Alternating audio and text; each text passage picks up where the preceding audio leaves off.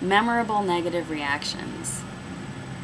At this point, they all blur together. I can say, like, the first few that I got, video responses and just written comments, I was like, you know, I was so upset. It ruined my day. It ruined my weekend. Oh, I had to call my mom and, you know, 5 other people to make me feel better, or, you know, to get their opinion on the thing. And it's, as time has gone on and it keeps happening again and again and again, it's like if some of those first ones that I got that I, you know, was really upset by, if I got them today, I'd just be like, oh, okay. So that's another fun way that this thing has evolved, and that, for me, is like,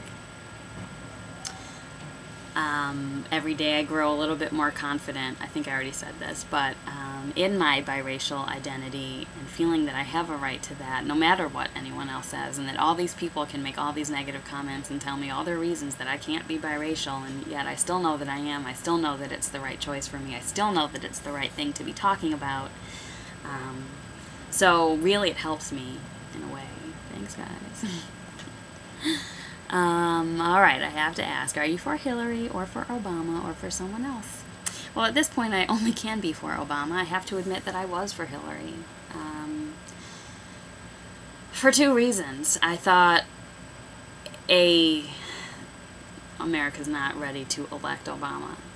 B, Obama is one-dropping himself and, you know, sort of feeding into that thing that I don't want to see so much in terms of biracial people identifying as black. And I'm not saying I don't want to see them do it, because frankly I don't want them to tell me I should identify as black, so I'm not going to try to tell them they shouldn't. But I think, you know, for the President of the United States, it's going to be to be biracial and yet call himself black.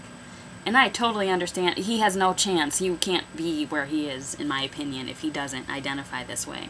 This is what I've come to see, but I used to not think this so much. And what do I think about a biracial man becoming the Democratic nominee for president? I think it's fantastic. And I wish there was room for him to say, I am biracial. Not to say I'm black with a white mouth. But there isn't, honestly. That's the sad reality. I also think that if Obama was a monoracial black male, that he might not be where he is today. Although he identifies himself as black, I do think there is just an essence about a biracial person that speaks to white people. In that essence is a white person. Even though you can't see whiteness really when you look at Obama. I'm just saying that there's a thinking pattern, there's a way of life, there's a way of communicating in the black and the white community, and he grew up with the white people, so he gets that. He speaks their language. He speaks the black language too. I'm just saying. Do I think that Obama's position gives people the false idea that race is no longer an issue, and what can be done to combat that? I just was talking to someone about this last night.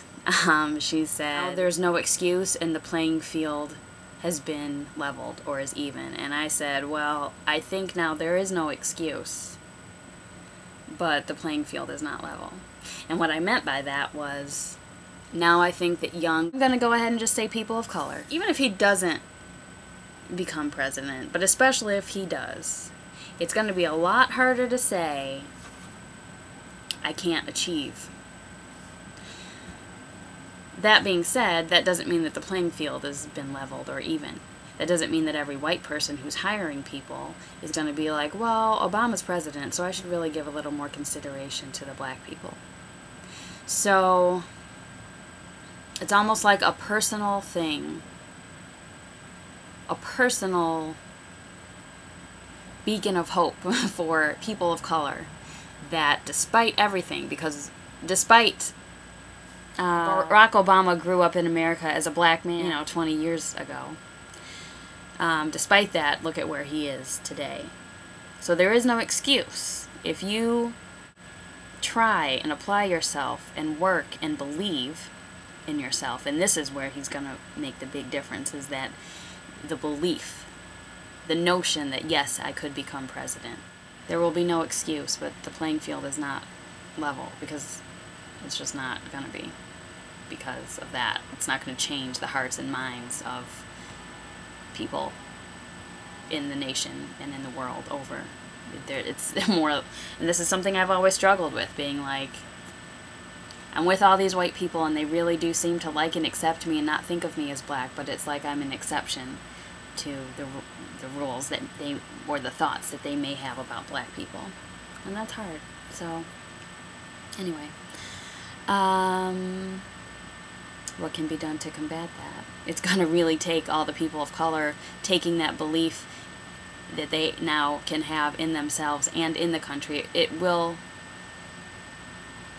yeah, and in the country. Harnessing all of that positive energy and making a way for themselves. It's not really going to combat the issue that the false idea has been planted that race is no longer an issue, but it's going to eventually even out the playing field, probably not in my lifetime.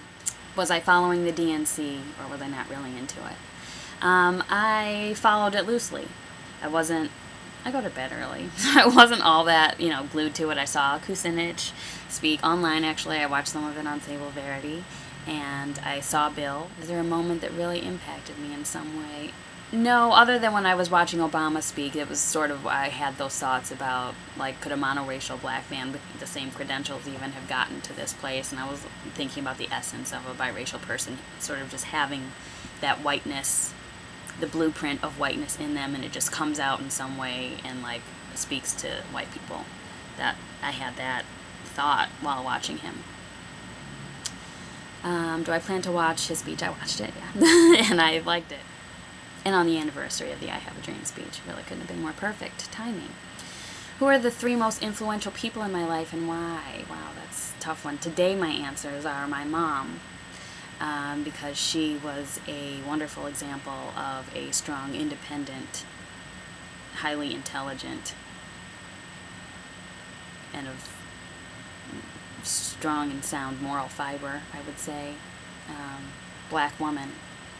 And she sort of, it was like before we had Michelle and Barack, we had the Cosbys, who were just a very different portrayal of a black family and a black life. And I would definitely say that my mom's way of being was a little bit more in line with Huxtable's than with what the general idea of blackness is. And she also really knew that my education was the most important thing. And she knew that actually, for me, if it was to be between hanging out and going to school with a bunch of black kids or a bunch of white kids, she knew that when it came down to me being an adult and going to job interviews and stuff, that if I spoke that language of the white people, that I was going to have an advantage. And that I was going to need that advantage because I'm black.